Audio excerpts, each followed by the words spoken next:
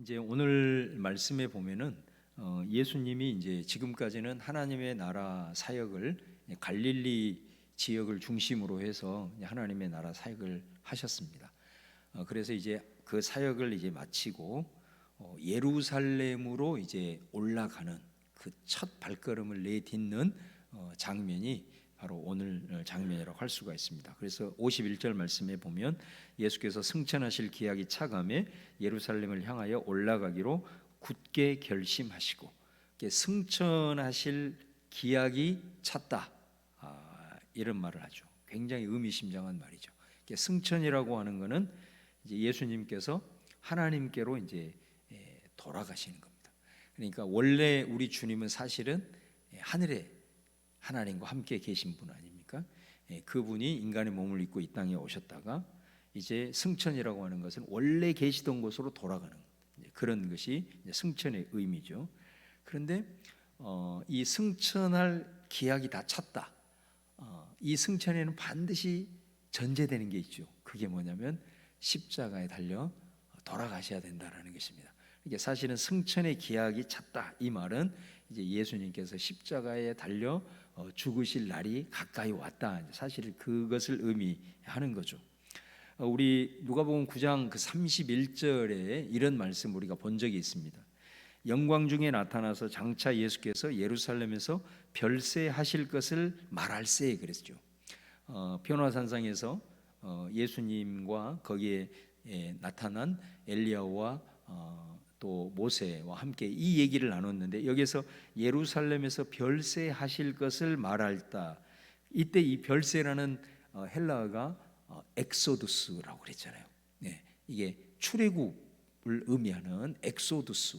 그러니까 이 말은 원래는 이 탈출하다, 어디를 벗어난다, 그런 말이거든요. 별세라는 말이. 그러니까 이 말씀도 어떻게 보면 이 별세라는 말이 오늘 승천과 사실은 거의 비슷한 맥락의 말씀이라고 할 수가 있겠죠. 그러니까 세상으로부터 벗어나서 이제 하나님께로 돌아간다라는 이제 그런 의미인 거죠. 그래서 여기서 말씀하는 별세, 내가 세상으로부터 이제 벗어난다라는 말씀이나 이제 내가 아버지께로 돌아간다라는 승천의 말씀이나, 이 둘의 공통점은 뭐냐면 먼저 예수님이 십자가의 고난을 겪으셔야 된다라는 이제 그런 의미입니다. 그래서 오늘 말씀에 보면은 예수님이 이제 그 십자가에 달려서 돌아가실 그곳이 이제 예루살렘이기 때문에 예루살렘으로 올라가기로 굳게 결심했다, 이런 표현이 나오죠. 예루살렘으로 올라가기로 이제 예수님이 아주 단단히 마음을 먹었다, 이런 의미심장한 표현을 하고 있습니다. 그러니까 왜냐하면 지금 사실은 죽으러 가는 거거든요. 예루살렘으로 가는 이 여정이 자기 자신이 이제 속죄의 제물로서 죽으러 가는 그 길이기 때문에 예수님이 올라가는 이 길목에서 정말 마음을 단단히 먹고 가고 있다. 마치 군인들이 전쟁터에 나갈 때 얼마나 그 마음이 비장합니까? 그죠? 왜 그러냐면 다시 돌아올 보장이 없잖아요. 전쟁 때는 어떻게 보면 죽으러 가는 그런 길이기 때문에 이 군인들의 그 전쟁터에 출정하는 그 얼굴 자체가 얼마나 비장한지 모르잖아요. 마치 그것처럼 예수님도 이제 예루살렘으로 올라감으로 십자가의 고난을 당한 그런 일들이 앞에 기다리고 있기 때문에 이제 예루살렘을 향하여 첫 발걸음을 내디딜 때 정말로 마음 가운데 굳은 마음, 아주 단단히 마음을 먹고 지금 예루살렘으로 이제 발걸음을 내딛는다라는 것을 이제 보여줍니다. 이제 예수님께서 그 발걸음을 내디디면서 오늘 52절 말씀에 보면은 예수님께서 사자들을 앞서 보내십니다. 그리고 그들이 예수님을 위하여 미리 이제 준비, 다시 말하면 예수님이 이제 어느 마을에 미리 들어가기 전에 미리 사람들을 보내 가지고 이제 준비하는 이제 그런 일들을 위해서 이제 사람들을 보낸 거죠. 그런데 이 예수님이 먼저 보낸 그 마을 동네가 어디냐면 사마리아라는 거예요. 사마리아. 그러니까 원래 이제 유대인들이 갈릴리에서 유대 지역으로 가거나 또 유대 지역에서 갈릴리로 갈 때는 항상 가장 직코스가 사마리아를 통과하는 거예요.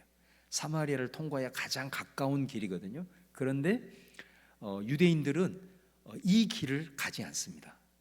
그래서 아주 엄청나게 먼 길을 뺑 돌아서 갑니다. 그게 왜 그러냐면 유대인들과 사마리아 사람들 사이의 관계가 좋지 않기 때문입니다. 이게 좋지 않은 정도가 아니라 거의 적대적인 그런 관계였기 때문에 그렇습니다. 그래서 우리 이걸 잘 보여주는 말씀이 그 요한복음 4장의 말씀이죠.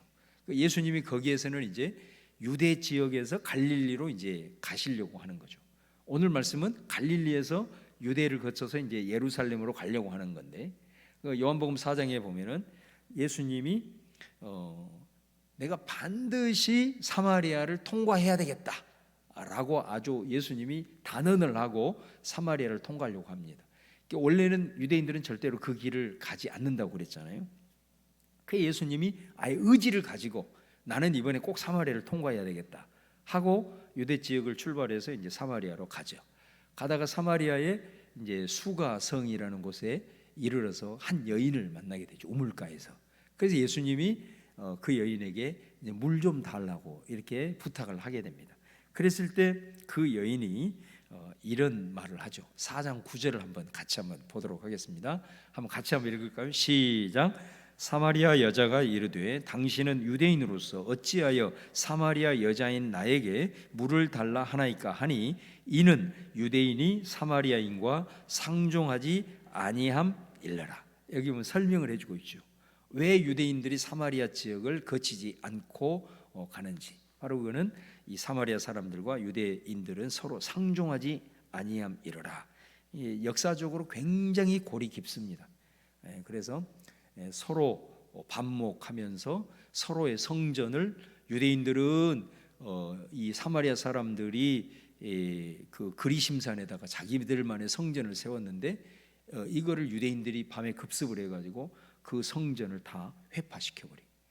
그러니까 또 여기에 이 사마리아인들이 이제 보복을 합니다.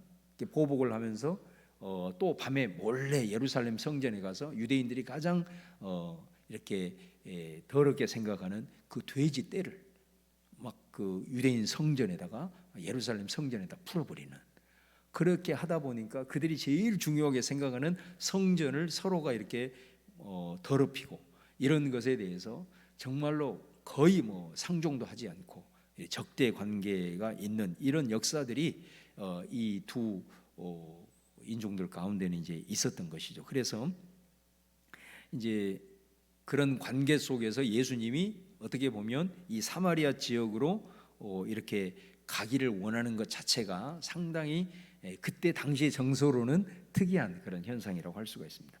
그래 이제 어찌하든 예수님께서 사람들을 보내서 나는 사마리아 쪽으로 이제 가겠다 이렇게 했는데 오늘 말씀에 보면은 사마리아 사람들이 예수님을 받아들이지 않았다. 53절 말씀이면 예수께서 예루살렘을 향하여 가시기 때문에 그들이 받아들이지 아니했다. 이 받아들이지 아니했다라는 건 뭐냐면 길을 열어주지 아니했다. 그 마을에 들어오는 것 자체를 거부했다. 이제 그런 말이 되는 거죠. 근데 오늘 말씀에 보면 왜 그러면 사마리아 사람들이 예수님을 받아들이지 않았는가? 그 이유는 뭐냐면 예수께서 예루살렘을 향하여 가시기 때문이다. 그러니까 결국은 예수님이 예루살렘에 올라가셔서 그 십자가에 달려 돌아갈 때에 그때 절기가 어떤 절기예요? 유월절이잖아요. 유월절. 그러니까 지금 이 사마리아 사람들이 생각했을 때는 이 예수님과 함께한 이 무리들이 유월절 유대인의 절기를 지키러 간다는 것을 아는 거죠. 그래서 예루살렘을 향하여 가는 이유가 유월절을 지키기 위해서 가기 때문에 이 사람들은 그걸 받아들일 수가 없는 거죠. 그렇기 때문에 이 사람들은 자신들의 그 길을 열어줄 수가 없고 또 예수님의 일행을 받아줄 수가 없는 거죠. 개인적으로 예수님을 싫어서 또 예수님을 거부했다라기보다는 그런 유대인들과의 그런 악화된 그런 관계, 적대적인 그런 감정으로 인해서 이제 사실은 예수님의 길이 막혀버렸다라는 거예요. 자, 그때 야고보와 요한이 예수님에게 이렇게 말을 합니다. 54절에 보면 야고보와 요한이 이를 보고 이르되 주여 우리가 불을 명하여 하늘로부터 내려 저들을 멸하기를 원하시나이까. 이렇게 이제 예수님의 제자들이 길을 안 열어주니까 그리고 예수님을 받아주지 않으니까 이 특별히 요한 같은 경우 그 별명이 붙어 있잖아요. 우레의 아들. 그러니까 성격이 얼마나 급했는가라는 것을 잘 보여주는 거예요. 여기에 바로 드러나는 거예요. 예수님, 저것들을 그냥 확 하늘에서 불을 내려서 다 멸해버리기를 원하십니까? 이렇게 얘기를 하는 거죠. 이렇게 이 장면은 마치 그 어떤 것을 연상을 하냐면 열왕기하 1장에 보면 구약에 그 아하시아라는 왕이 나와요.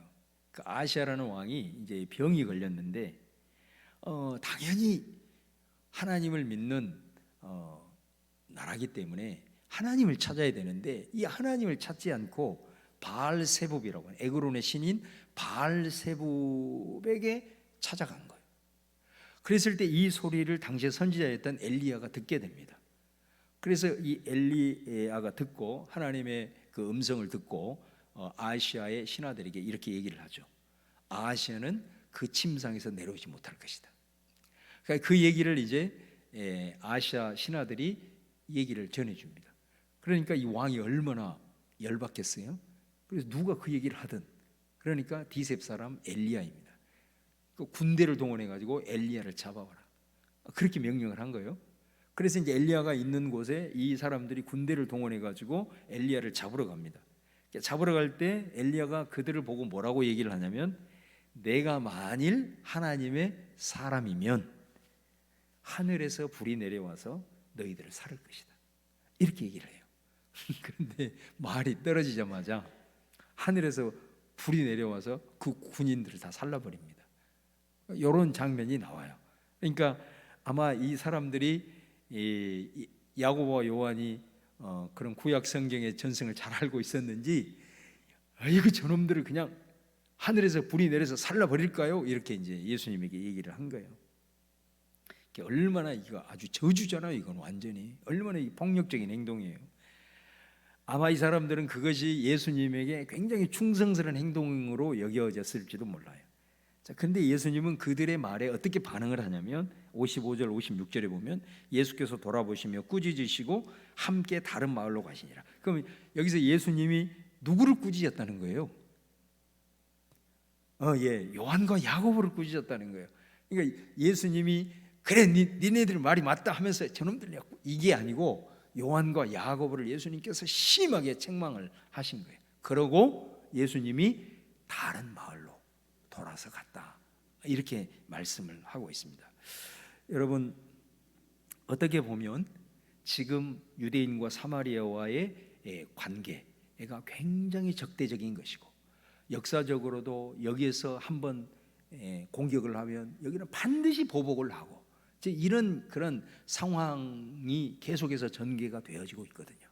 그러니까 지금 어찌 보면 유대인으로서 예수님이 이 사마리아 성을 이렇게 통과하려고 했을 때 이 사람들이 거부를 한 거예요. 그러면 지금까지 유대인과 사마리아와의 관계 속에서는 어떻게 해야 돼요? 반드시 유대인은 어떤 형태로든 보복을 해야 되는 거예요. 지금 이게 지금 이 상황에 대한 역사 속에서의 이 두 나라, 이 사마리아 사람들과 유대인들의 관계라는 거죠. 그런데 예수님은 보복을 하지 않습니다. 그리고 도리어 보복을 해버리자고 말하는 자기의 제자들을 심하게 책망을 하고 있는 거예요. 그러니까 이게 지금까지의 그들이 걸어왔던 적대적인 감정을 예수님은 그대로 반복하지 않고 오히려 그들을 받아주지 않고 그 길을 막는 그들을 돌아서 다른 길로 가고 있는, 보복하지 않으시는, 그들의 관계 속에 얽혀져 있는 이것을 예수님이 끊으시는, 그도 그럴 것이 사실은 지금 우리 예수님이 어디로 가고 계시는 거예요? 예루살렘으로 가잖아요. 그럼 예루살렘으로 가는 그 길이 지금 어떤 길이냐? 예수님이 제자들이 원했던 것처럼 그곳에서 뭔가 일을 저지르기 위해서 가냐? 예수님이 갈릴리에서 엄청난 기적을 일으키시고 많은 역사를 이루었던 것처럼 이제 한번 제대로 된 중심 무대에서 한번 큰 판을 벌여보자, 이걸 위해서 예수님이 가는 게 아니거든요.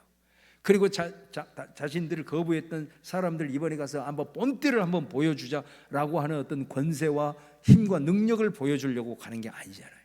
예수님은 오로지 희생 제물이 되고 모든 사람들을 하나님으로부터 다시 연결시키기 위해서 자신이 그 모든 희생 대가를 지불하고 걸어가는 그 길이기 때문에 예수님은 절대로 이 상황에서 보복을 하거나 또 여기서 자신의 힘을 부리거나 권세를 행사하거나 이런 모습이 아니라 철저하게 자신을 낮추시고 또 자신을 부인하시고 오직 십자가에 걸어가는 그 길에 맞게 이 제자들을 책망하시면서 예수님이 다른 길로 걸어가고 있는 이런 예수님의 모습을 이제 볼 수 있습니다. 자, 그러면서 예수님이 특별히 제자들을 꾸짖었다 이런 표현이 나옵니다. 그러니까 예수님이 왜 그냥 가실 수도 있겠는데 제자들에 대해서 이렇게 꾸짖었을까? 심하게 책망을 했을까? 사실은 이 제자들의 모습이 사마리아 사람들의 모습과 별반 다르지 않기 때문에 그렇습니다. 여러분, 이 사마리아 사람들과 유대인들이 왜 그렇게 반목을 할 수밖에 없었느냐? 너무나도 자기들의 주관이 강한 거예요.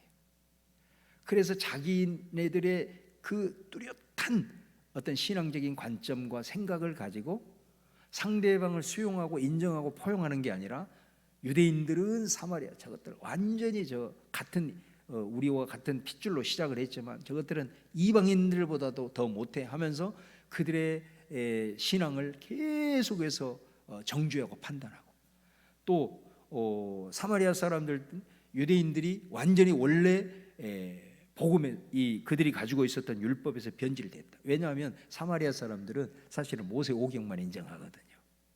그래서 사마리아 오경이라고 그래가지고 창출 레민신 요것만 붙들고 있어요. 근데 유대 사람들은 그것뿐만이 아니라 뭐 역사서에 예언서에 이게 다 지금 보고 있잖아요. 그러니까 변질됐다는 거예요. 원래는 이 모세 오경 요것만 갖고 신앙생활을 해야 되는데 그러니까 서로 관점을 가지고 서로 비난하고 책망하고 이렇게 하는 거예요. 그러니까 서로의 생각들이 너무 다른 거예요. 하나가 되지 못하는 거예요. 자기 중심으로 해서 상대방을 판단하고 이렇게 된다는 거죠.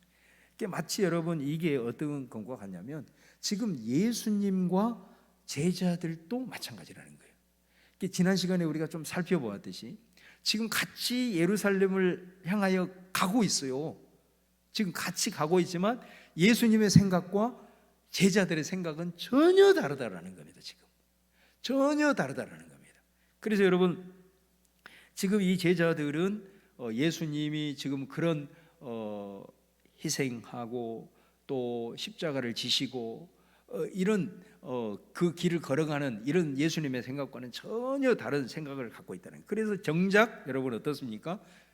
예루살렘에 도착을 해서 그곳에서 예수님이 이제 체포가 되자마자 사실은 제자들 중에 남은 사람이 한 사람도 없습니다. 다 주님을 떠났다라는 거죠. 사마리아 사람들이 예수님을 거부했던 것보다도 더 심하게 예수님에게 남겨진 제자들은 한 사람도 없었다라는 거예요. 심지어 이 제자들의 이 모습을 바라볼 때는 이 사마리아 사람들보다도 사실은 더 못한, 그래서 어떻게 보면 예수님이 그들을 지금 이 순간에 꾸짖었다라고 하는 것은 앞으로 제자들의 행동을 미리 보시고 너희들도 사실은 이 사마리아 사람들과 다르지 않다라는 것을 이 사람들은 나를 가로막고 거부했지만 너희들은 나를 배신하고 나를 버릴 것이다 라는 그런 메시지가 이 제자들을 책망하고 꾸짖는 이 모습 속에 있지 않았는가라는 것입니다. 그러니까 이 제자들의 모습도 결코 다르지 않았다라는 것을 이 사건을 통해서 우리에게 보여주고 있는 것이죠. 자, 예수님께서 이제 다른 마을들로 이제 돌아가면서 자, 오늘 마지막 부분에 보면 세 사람을 만나게 되죠. 그러니까 이 세 사람은 어떤 사람이냐면 이제 예루살렘으로 예수님이 이제 가는 과정에서 제자 후보생이에요. 이 사람들은 내가 주님을 따르겠습니다 하고 얘기를 하는 거예요. 그래서 제자 이제 후보생이 와서 이 가는 길에 이제 예수님을 만나게 됩니다. 그래서 이제 그 중에 한 사람이 57절에 보면은 길 가실 때 어떤 사람이 여짜오되 어디로 가시든지 나는 따르겠습니다. 이렇게 이제 예수님에게 와서 얘기를 합니다. 이 사람이 먼저 와가지고 내가 주님을 따르겠습니다 이 얘기를 하고 있는 거죠. 그러니까 이 사람의 의지가 얼마나 크다라는 것을 우리가 알 수가 있어요. 근데 그 말을 듣고 예수님이 뭐라고 얘기를 하냐? 58절에 보시면 우리 같이 한번 읽겠습니다. 시작. 예수께서 이르시되 여우도 굴이 있고 공중의 새도 집이 있으되 인자는 머리 둘 곳이 없도다 하시고, 예수님이 이렇게 대답을 하신 거예요. 내가 어디로 주님이 가시든지 나는 주님을 따르겠습니다 이렇게 얘기를 할 때 주님이 너 참 대단하다 하면서 그래 나를 따라 이렇게 얘기하는 게 아니라 오늘 58절에 이렇게 말씀을 한다는 거예요. 그러니까 여우도 굴이 있다, 새도 집이 있다. 그러니까 이 굴이나 또 집, 이거는 이제 거처잖아요. 우리가 살아가면서 안정된 생활이 되려면 첫 번째 구비 조건이 뭡니까? 바로 집입니다. 그죠? 우리가 월세로 산다든가 또 전세로 산다든가 그러면 벌써 삶 자체가 불안정한 삶이에요. 그죠? 적어도 자기 집이 있으면 그것이 안정된 생활의 첫 번째 구비 조건이라는 거죠. 그런데 인자는 머리 둘 곳이 없다 이렇게 얘기를 해요. 그 말은 인자이신 예수님은 거처도 없고 계속해서 하나님의 나라를 위해서 떠돌아다녀야 되는 굉장히 삶의 불안정을 가지고 있다라고 그에게 예수님이 말씀을 하시는 겁니다.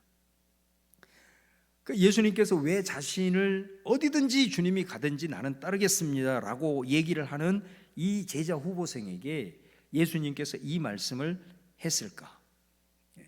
거기에는 분명히 어떤 메시지가 있는 거죠.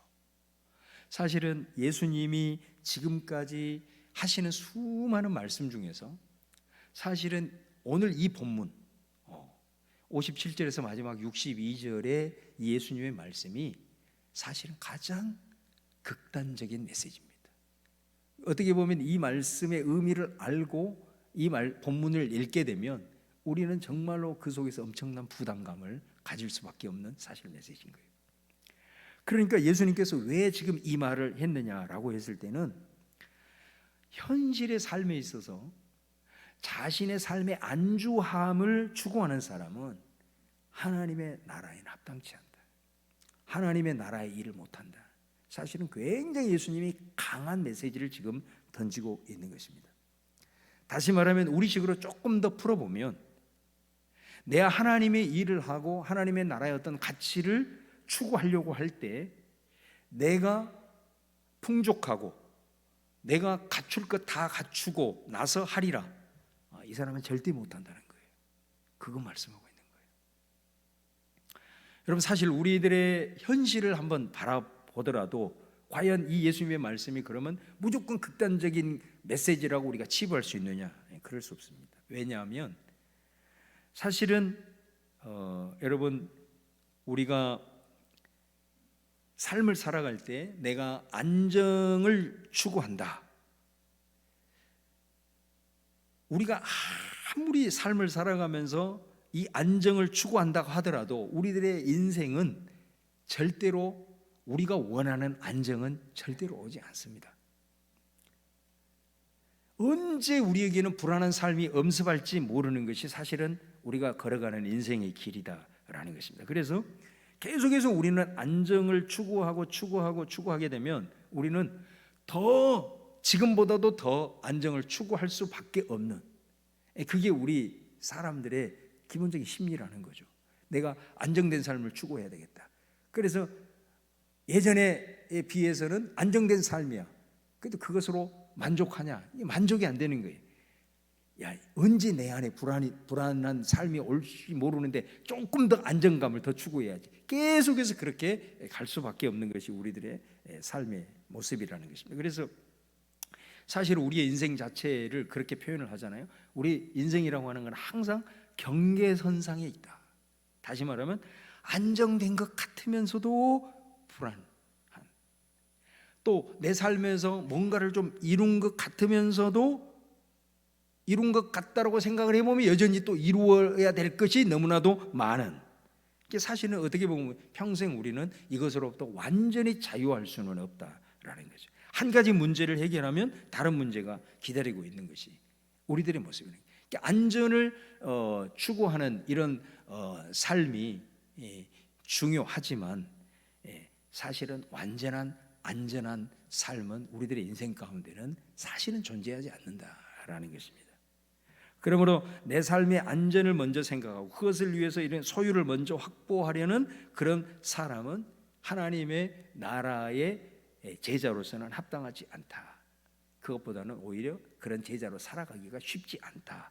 예수님이 그 말씀을 하고 있는 거죠. 그래서 우리들의 그 현실을 직시를 하고 내가 좀 안정이 좀 안 되었다라도 내 인생이 좀 경계선상에 있다고 하더라도 좀 불안한 요소가 내 삶의 요소가 있다 하더라도 해결해야 될 일이 여전히 남았다 하더라도 주님을 따르는 제자는 하나님의 나라의 가치를 품고자 하는 사람은 그것을 내 삶의 우선순위로 확고하게 여길 수 있는 자가 주님의 제자의 길을 걸어갈 수 있다라는 것을 오늘 예수님께서 말씀을 하고 있는. 그래서 이 말씀 또 두 번째, 세 번째 말씀에도 사실은 예수님께서 말하고자 하는 핵심이 뭐냐면 우선순위의 문제라는 거죠. 우선순위의 문제.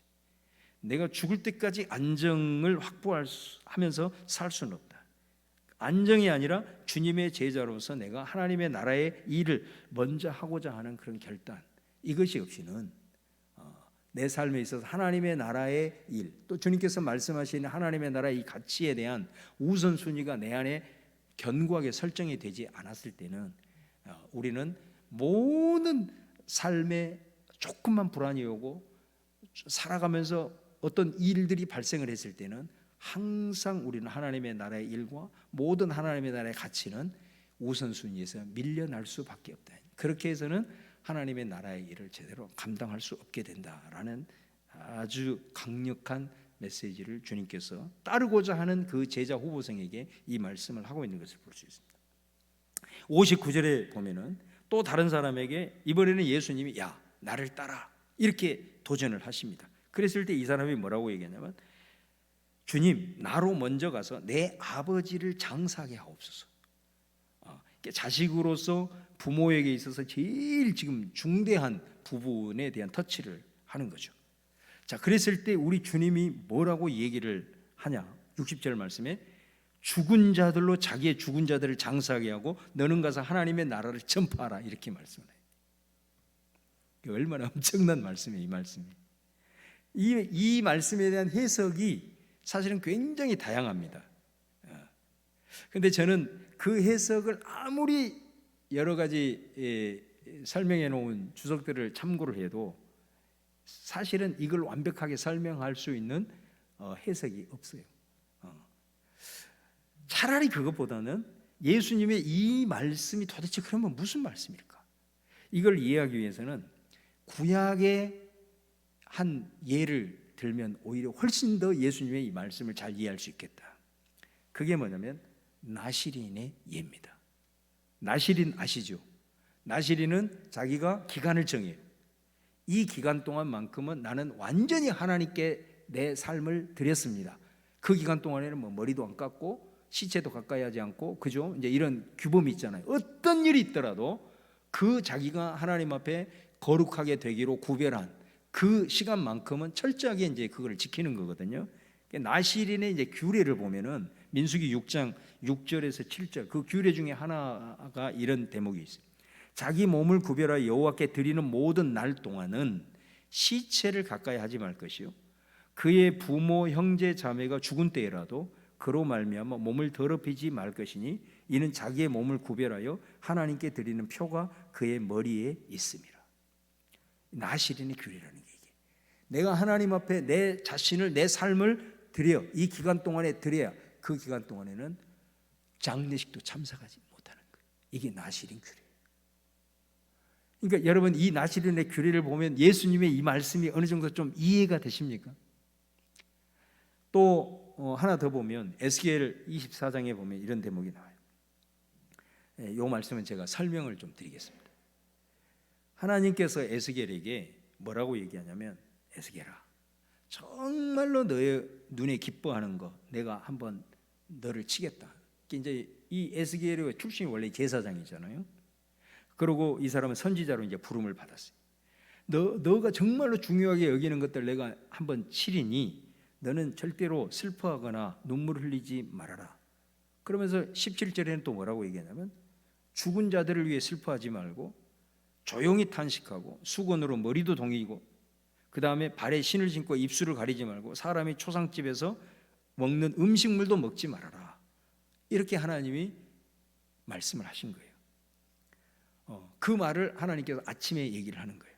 근데 저녁에 에스겔에게 어떤 일이 일어났냐면 자기 아내가 죽어버린 거예요. 참 그렇죠. 이런 일이 발생을 한 거예요. 그랬을 때 말씀에 보면 18절에 뭐라고 하냐면 아침에 내가 받은 명령대로 행했다. 이게 성경에서 하나님 앞에 붙들림 받아서 하나님을 위해서 나아가는 사람들의 모습이 구약에 이렇게 나와 있다.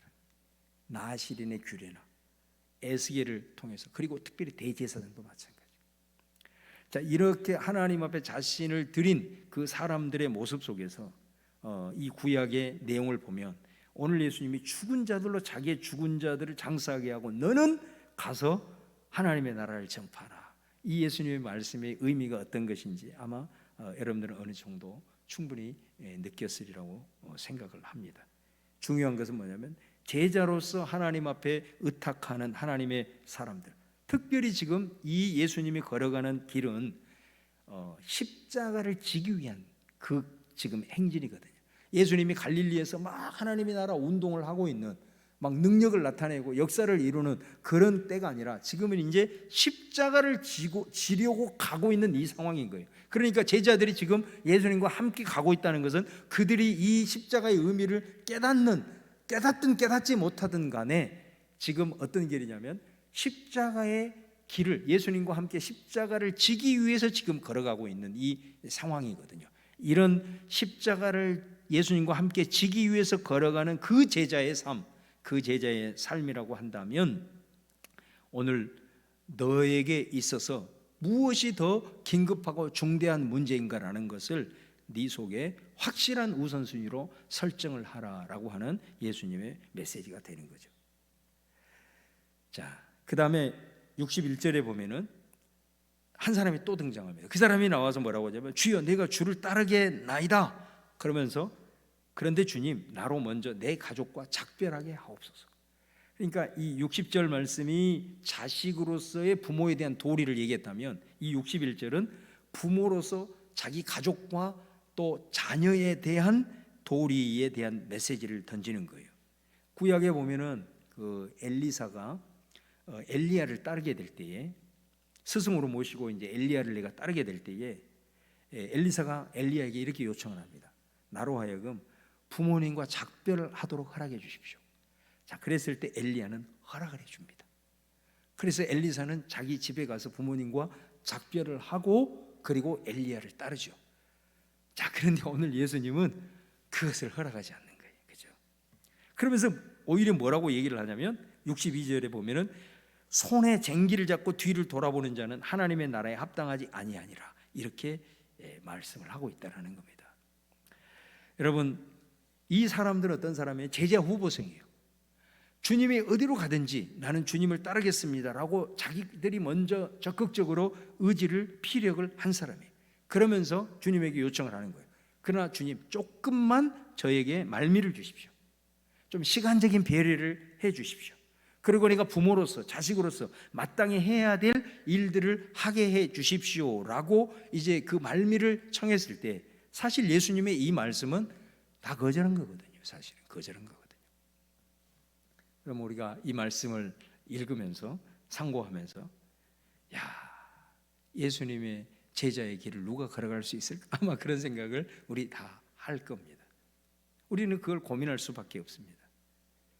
적어도 아까도 말씀드린 대로 우리가 이 말씀을 통해서 반드시 기억해야 될 것이 뭐냐면 예수님이 지금 걸어가는 길이 어떤 길이냐라는 거예요.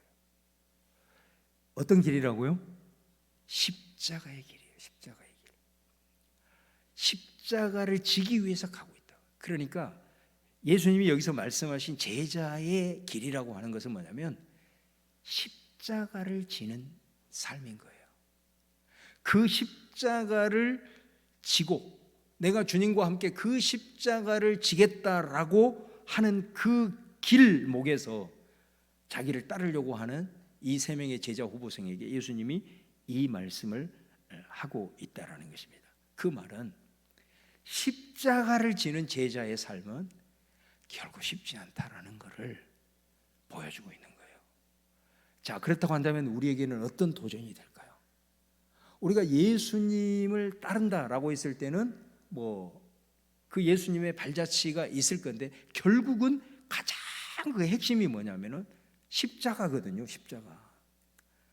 예수님의 주신 여러 가지 메시지가 있지만 가장 우리가 정말로 예수님의 제자로서의 클라이막스는 십자가거든요. 십자가. 십자가는 뭐예요? 쉽게 얘기를 하면 그 십자가 가지고 있는 가치가 일단 희생이잖아요. 손해, 이런 것들이거든요. 그러니까 이 세상 속에서 세상의 가치와 상식들이 이렇게 팽배해 있는 이 세상 속에서 내가 십자가를 진다? 이거는 이 십자가를 지는 제자도의 삶은 결코 쉽지 않다라는 것을 예수님이 이 메시지를 통해서 우리에게 말씀을 하고 있어요. 자, 그렇다고 한다면 우리가 사실은 주님을 따르겠습니다, 또 주님의 십자가를 지겠습니다라고 하는 그 결단이 사실은 너무 쉽게 하고 있어요. 우리가 그것을 한번 깊이 되새겨볼 필요가 있어요. 그러다 보니까 사실은 우리가 하나님의 일, 여러분 이 하나님의 일을 꼭 여러분 교회에서 봉사하고 충성하는 것으로만 절대 제한하지 마십시오. 여러분 가정 안에서 남편과 아내와의 관계 속에서도 십자가를 지는 일이 얼마나 많아요. 그리고 우리가 사람들 살아가는 어떤 관계 속에서 또 세상에서 추구하는 여러 가지 일들 속에서 십자가를 지는 일들이 사실 굉장히 많거든요. 좀 넓게 생각을 하시면서 이 말씀을 좀 받으시길 바라요. 자, 그런 상황 속에서 우리의 우선순위를 한번 볼 수 있기를 바라요. 사실은 너무 쉽게 결단하고 너무 쉽게 생각을 하다 보니 여러분 가운데 혹시 내가 하나님의 일이라고 생각했던 것들과 또 내가 내 삶을 살아가면서 어떤 일이 있을 때 혹시 여러분 가운데 그러진 않나요? 계속해서 그 일들에 대한 우선순위가 있음으로 인해서 하나씩 타협하면서 하나님의 일이라고 하는, 그리고 십자가를 지는 그런 일들에 대해서 점점 더 우선순위에 밀려나가는 그런 모습이 우리 안에 있지는 않는지 한번 돌아보자는 거죠. 이러한 예수님의 말씀에 대한 결단과 예수님 스스로도 십자가를 지는 그 길목에서 굳은 결심을 하지 아니하고는 정말로 이 발걸음을 내디딜 수 없는, 그래서 예수님이 굳은 결심을 하는 거잖아요. 그러니까 제자들에게도, 자기를 따르려고 하는 제자들에게도 이 길이 결코 쉽지 않는 길이야 라는 것을 예수님이 말씀을 하면서, 네가 진짜 나를 따르려고 하거든 굳은 결심을 해야 돼. 다시 말하면 모든 세상에 존재하는 일들이 있지만 하나님의 나라를 위한 것들이 내 삶의 가장 우선순위로 마음 가운데 설정이 되지 않고는 이 길을 걸어가는 것이 쉽지 않다라는 것을 말씀을 하고 있는 거죠. 그러니까 우리 사랑하는 성도들 가운데는 그런 경우가 없으리라고 저는 믿습니다만은, 우리가 하나님의 일을 하고 어떤 일을 하면서 너무 그것들을 쉽게 생각하는 경향이 있어요. 그래서 무슨 일이 있으면 오직 그것부터 해놓고 하나님의 일은 그냥 아무렇지도 않는 듯 그냥 포기하고 타협하고 이런 모습들이 우리 안에 있는 것은 아니냐 한번 돌아본다는 거예요. 내가 믿음으로 한번 주님 이렇게 해보겠습니다 해놓고도 마음 상한 일이 생기면 막 아무 생각 없이 그냥 내려놔 버린다든가, 중요한 문제가 발생했을 때 사역만이 아니라 요즘은 예배도 막 우선순위 계속해서 밀려가고 있는 것은 아니냐. 그런 상황에서 우리가 십자가를 진다라는 것은 사실은 상상할 수도 없는 일이 아닌가 싶습니다. 저는 오늘 예수님의 이게 말씀이잖아요. 주님의 말씀이잖아요. 이 주님의 말씀 앞에 지금 내가 주님의 제자로서 이제 콜링을 받아서 걸어가고 있는 제자로서 저와 여러분이 걸어가고 있는 길들을 한번 돌아볼 수 있기를 바라요. 사실 저도 이 설교를 준비하면서 굉장히 마음이 무거웠어요. 왜냐하면 일단 나에게 너무 강력한 메시지였어요. 이 말씀을 제가 준비하고 받으면서 내가 고백할 수밖에 없는 건 뭐냐면, 내 삶으로 보여주고 그렇게 살아내기 전에 내 마음 자체가 십자가와는 너무 동떨어져 있다는 거예요. 내가 이렇게 살아야 되겠다, 그리고 내 행동으로 한번 이렇게 한번 몸부림을 쳐봐야 되겠다 하기 전에 그거는 차후 문제고, 정말 오늘 이 말씀을 준비하고 이 말씀을 받으면서 내 마음 자체도 십자가와는 너무나도 동떨어져 있는 내 자신을 보면서 주님의 제자로서 너무 비껴가고 있지는 않는가. 그래서 사실 말씀을 준비하면서도 내 마음이 많이 무거웠습니다. 그러면서 이 말씀을 이렇게 마무리를 하면서 바울의 로마서 12장 2절에서 얘기했던 그 말씀이 마지막으로 저에게 확 떠오르더라고요. 거기에 보면 바울이 이런 얘기를 하잖아요. 삶의 예배를 얘기를 하면서 마음을 새롭게 함으로 변화를 받아. 이 말씀이 다시 생각났어요. 우리가 변화되는 거는 되는 거예요. 우리가 할 수 있는 게 아니에요. 하나님이 변화를 시켜주셔야만 할 수 있는 거예요. 그러니까 우리가 할 수 있는 게 뭐예요? 마음을 새롭게 하고, 주님, 정말로 내 행동으로 내가 변화되는 것은 내 힘으로는 감당할 수 없으나 내가 오늘 이 시간에 이 말씀을 깨닫고 내 마음으로라도 다시 한번 새롭게 한번 마음을 품습니다. 다시 한번 내 마음으로라도 예수님처럼 굳은 결심을 한번 하고 주님의 십자가를 지리라고 한번 마음을 새롭게 한번 먹어보겠습니다. 그런 나를 긍휼히 여기시고 주님께서 나를 변화시켜 주시기를 바랍니다. 그 기도밖에 드릴 수 없는. 여러분은 어떻게 이 말씀을 받으시는지 모르겠어요. 오늘 우리 함께 예수님께서 주신 말씀이기에 우리가 이 말씀을 아무리 내게 내 위주로 말씀을 해석한다 할지라도 이 말씀의 본질만큼은 우리가 절대로 해석시킬 수 없는 이 모습 속에서 오늘 예수님이 이제 십자가를 지기 위해서 예루살렘으로 가면서 그를 따르고자 하는 제자들에게 야, 너 큰 결단했다 하면서 받아주시는 것이 아니라 오히려 그것들을 거부하면서 이 메시지를 던지는 예수님의 좀 마음을 깊이 헤아리면서 주님을 믿고 주님의 제자로서 콜링을 받아서 그 걸음을 걸어가려고 애를 쓰고 있는 저와 여러분의 삶 속에 하나님의 나라에 대한 그 우선순위, 그리고 나는 정말 하나님의 나라를 우선순위로 추구하고 있는가, 여전히 안정을 추구하면서 그것만을 붙들고 지금 나아가고 있는가, 이런 오늘 주님의 메시지를 좀 생각하면서 다시 한번 우리 속에 마음을 새롭게 함으로 우리 주님의 변화시키시는 그 능력을 좀 체험하면서 십자가의 길을 묵묵히 걸어갈 수 있는 우리 성도들 다 될 수 있기를 주님의 이름으로 축원합니다.